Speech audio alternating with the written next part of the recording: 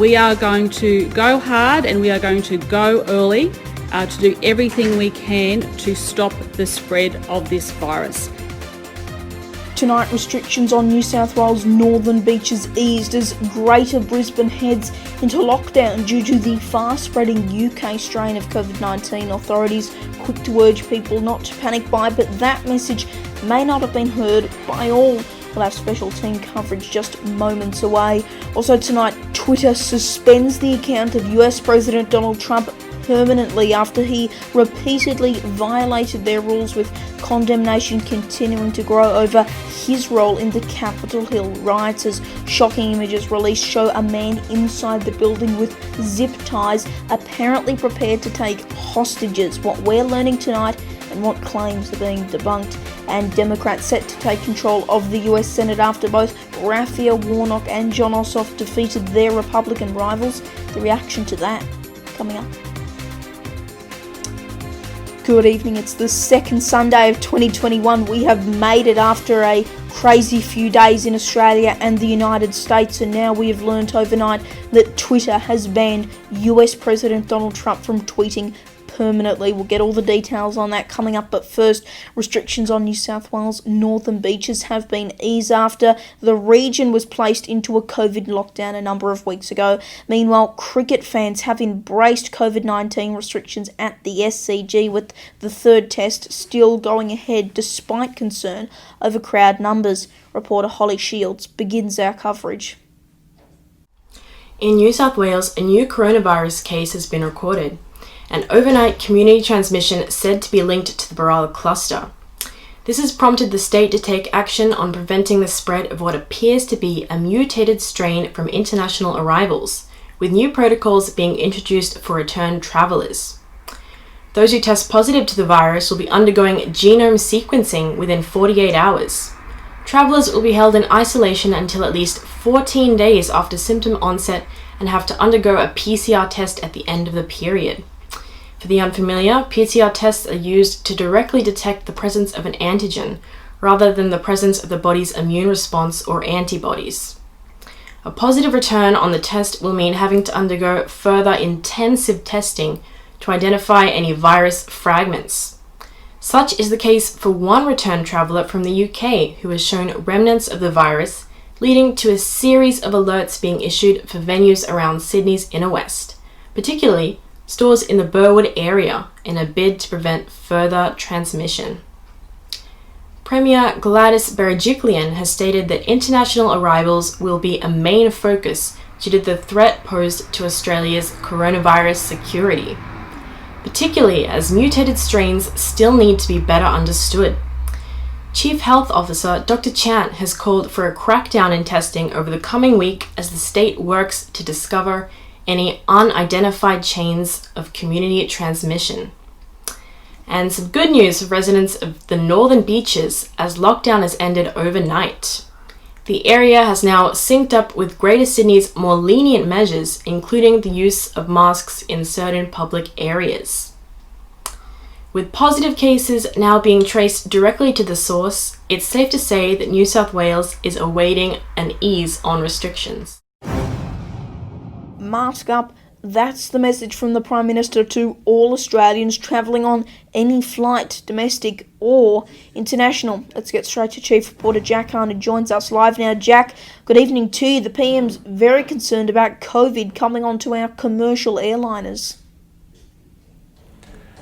Yeah, that's right, Leo. He's very concerned about commercial airliners bringing in COVID because, as we all know, 2020 was an extremely turbulent year for the airline industry. But as we approached 2021 with the news of a vaccine on the horizon, it really was a shot of hope at reduced restrictions on travel this year. But at the moment, that's not the case. The Prime Minister announcing tougher and tighter restrictions on return travellers from overseas, starting from right now. What does that mean for people coming overseas? Well, the intake will be halved until February the 15th. All people on commercial airliners will now have to wear a mask, and those returning from overseas will have to return return a negative result of coronavirus. Now, this doesn't only affect passengers. Flight crew have also been given their own safety briefing from the Commonwealth, being told to wear masks and that hotel quarantine rules apply to them as well. This is all because the Aussie authorities are really worried about these super spreading strains of coronavirus popping up in various regions of the world, particularly in South Africa and the United Kingdom. The United Kingdom super strain is reportedly 70% more infectious than the current strain of coronavirus, which is cause for real concern. Now, these restrictions, these tougher and tighter restrictions on return travellers, is the effort to keep that super strain out of the community. But that might be too little, too late, as we receive news about this hotel quarantine worker, the cleaner of a hotel quarantine site, has contracted this strain of the UK variant from a returned traveller. Now, this worker was in the community, potentially carrying this super strain for a number of days before being detected. This is what has prompted the Queensland lockdown in Brisbane. Because this strain is 70% more likely, the Chief Health Medical Officer in Queensland saying that once this strain gets out, there's no way of stopping it. All very scary stuff, and that is why we are seeing these tougher and tighter restrictions on returned travellers, Leo. And Leo, before I go, I should mention to you that sadly, this is my last night as chief reporter. From tomorrow, my good mate Connor will be taking over. No doubt you are in safe hands with him. But I just wanted to say thank you to all of you at home watching. For the last 12 months, I've been able to share history with you. It has really been such a crazy and historic 2020. Many stories covered, but I'm really glad that every Sunday at 7:45, I had the pleasure and opportunity of breaking down the key issues of the week. And thank you, Leo, for giving me this amazing platform and amazing creativity. I've been able to really report on any story I want in any way, shape or form, be it a long package about Kim Jong-un or Ellen with as many natsots as I want. I really appreciate it, Leo. Thank you for this opportunity and thank you for watching. Leo. Jack, it has been my pleasure having you on the team. I mean, you were our first official reporter and you have been such an amazing reporter for us, covering so many stories, and we couldn't let you go without having a look back at just a few of them. So here is a look back at your time at 6 News. Hello and welcome to our 6 News post-debate coverage. Welcome to this 6 News major breaking news we have for you. President Trump, the President of the United States, has tested positive for coronavirus. This is breaking news you're watching now. A rescue helicopter down in Wollongong. She was the Queen of Nice, but behind the scenes, toxic, phony, hypocrite, liar. everything in North Korea is a closely guarded secret, including the condition of their supreme leader, Kim Jong-un. Tonight, a nation in crisis. As we go to air, riots right across the United States continue with no end in sight. It was a brutal Super Tuesday, do or die for many of the campaigns. The world eyes the White House and who will win the race to live there. We are monitoring the situation. We have CNN, ABC America and Channel 9. We will bring you comprehensive coverage with our team of reporters. As we join you tonight, history is being made. Hopefully I got that all out. Thank you very much. Goodbye. So that was just a quick look back at your time here. You've covered so much else and in a lot more in-depth coverage than that little rundown too. We've got to let you go. So, as I've said many times over the past 10 months or so, Jack Hunt, live for us tonight, thank you. And of course, thank you, really do mean that. You have been such a great assistance for us. And again, a big congratulations to Connor, our 4K, for taking on that massive role of chief reporter, and of course as well to Holly Shields, who will be taking the role of Sydney reporter, covering all the big news in New South Wales. Well, to other news tonight, and Twitter has suspended the account of US President Donald Trump over repeated violations of their rules as condemnation grows over his role in the Capitol Hill riot earlier this week, with Democrats now attempting to impeach him, but they're running out of time. US correspondent Jackson Gosnell has the latest developments. Leo, we are monitoring many stories here in the U.S., including a raid on the U.S. Capitol that occurred on Wednesday. That is when lawmakers met to decide if they were going to continue to go with the Electoral College pick for Joe Biden or contest the results of the election. Now, one of the states early on was contested, and during the hearing, the debate session that lasts 2 hours for that particular state, Trump supporters and an angry mob rushed inside the Capitol, breaking through many different layers of security. Now, reaction to that has been very harsh. The president, the White House, as well as other top political figures did say that they do not like it. They condemned the actions of those Trump supporters who went into the Capitol and kind of destroyed the place. They didn't break things in large part, but a lot of stuff was tossed around and many different things were put out of place from where they usually were. A podium was stolen as well as a laptop. Many Trump supporters say that they kind of thought this was a take back over on the government to show them basically that they are unhappy. Democrats just basically call it terrorism that's inside the United States from the U.S.'s own people. So there is a lot of talk on Capitol Hill about where the police failed. 4 people died. That number jumped just to 5 actually within the last little while. So actually 5 people have died. 1 police officer was hit in the head with a fire extinguisher.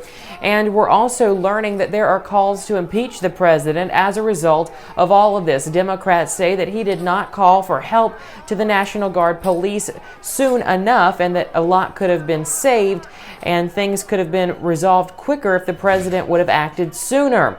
So we are waiting on the articles of impeachment to be brought up. Lawmakers say that could happen on Wednesday, but we're really unsure at this point if that will actually happen, given that there's so few days left in the president's term. And then President Trump was banned from Twitter. Twitter said he was a big risk to the platform, and they suspended his account, which had millions and millions of followers. The president reacted by releasing a statement saying that big things are coming and to stay tuned. I'm reporting in the U.S. I'm Jackson Gosnell. Back to you.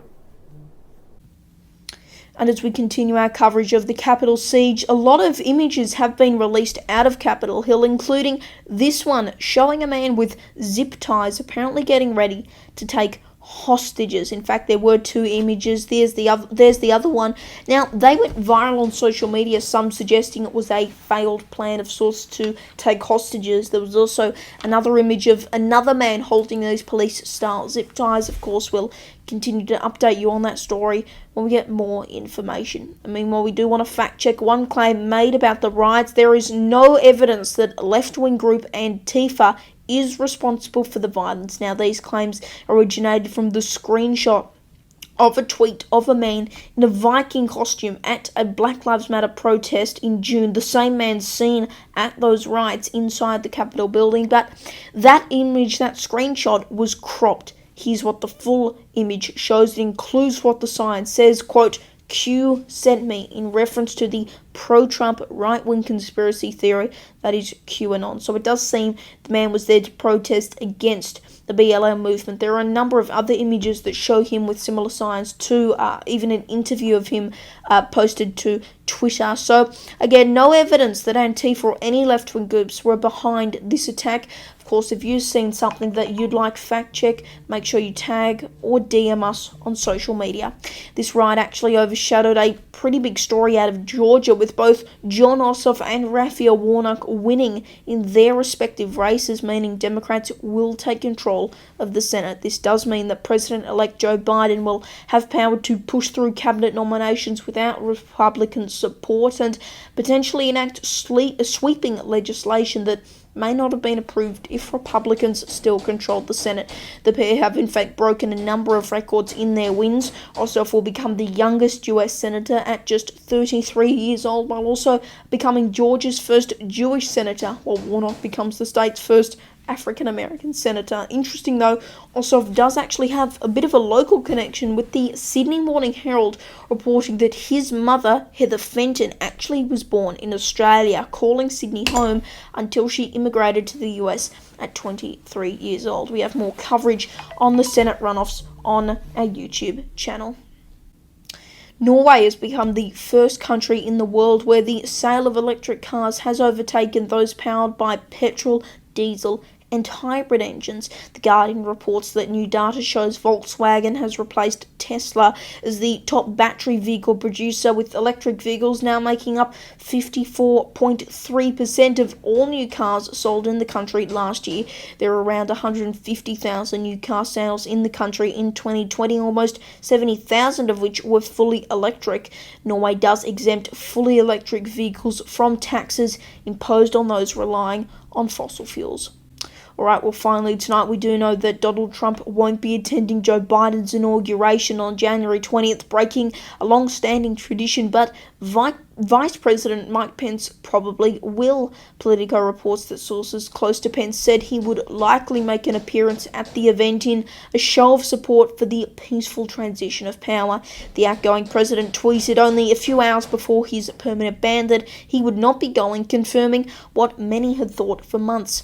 The inauguration is expected to be scaled down this year due to coronavirus restrictions. And that is 6 News for this Sunday evening. You can stay up to date with all the latest breaking news by following us on social media. Just search 6 News A to find us. I'm Leonardo Puglisi. Thanks for your company. Good night.